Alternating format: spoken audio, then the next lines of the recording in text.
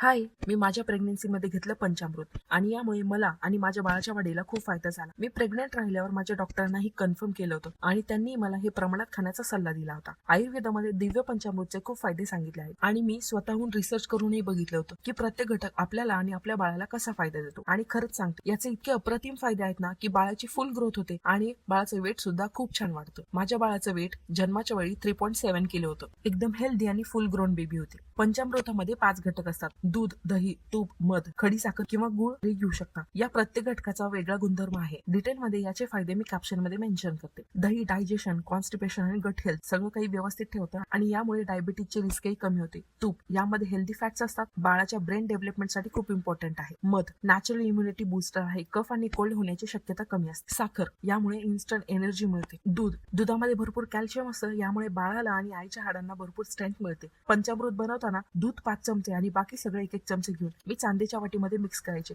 ते 30 मिनिटांसाठी तसंच ठेवायचे, कारण साखर विरघळायला थोडा वेळ लागायचा. यामध्ये मध असल्यामुळे याचे गुणधर्म अधिक वाढतात. तुमच्याकडे चांदीची वाटी नसेल तर कोणत्याही वाटीमध्ये घेऊ शकता, काही प्रॉब्लेम नाही. चांदीमध्ये अँटीफंगल आणि अँटीबॅक्टेरियल प्रॉपर्टीज असतात, म्हणून वापरली तर आणखी उत्तम. आणि एक लक्षात ठेवा, तुम्ही लॅक्टोज इंटॉलरंट किंवा तुम्हाला डायबिटीज असेल तुम्ही घेऊ नका. चला मग सांगा, कोणी कोणी आपल्या प्रेग्नन्सीमध्ये पंचामृत खाल्लंय आणि ज्या आता प्रेग्नेंट आहेत किंवा प्रेग्नन्सी प्लॅन करत आहेत त्यांनी आपल्या डॉक्टरांचा सल्ला घेऊन नक्की सुरू करा. व्हिडिओ सेव्ह आणि शेअर करायला विसरू नका. बाय.